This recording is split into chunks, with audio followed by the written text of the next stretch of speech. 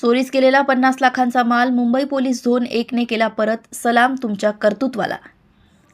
Mumbai Azad Maidan police Thane प्रेरणा hall येथे परिमंडळ 1 अंतर्गत विविध पोलीस ठाण्यांकडून गुन्ह्यांमधून जप्त करण्यात आलेल्या चोरीच्या मोबाईल, बाईक आणि अन्य मालमत्तेचा भव्य वितरण कार्यक्रम पार पडला.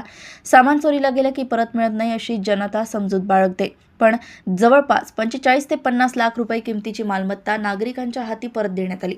हा उपक्रम यशस्वी करण्यासाठी माननीय पोलीस उपायुक्त डॉक्टर प्रवीण मुंडे, सहाय्यक पोलीस आयुक्त श्री तन्वीर शेख, सर जे मार्ग पोलीस ठाण्याचे श्री रईस शेख साहेब, तसेच गुन्हे प्रकटीकरण अधिकारी श्री प्रशांत नेरकर आणि परिमंडळ 1 मधील सर्व वरिष्ठ अधिकारी यांनी घेतलेली मेहनत खरंच कौतुकास्पद आहे.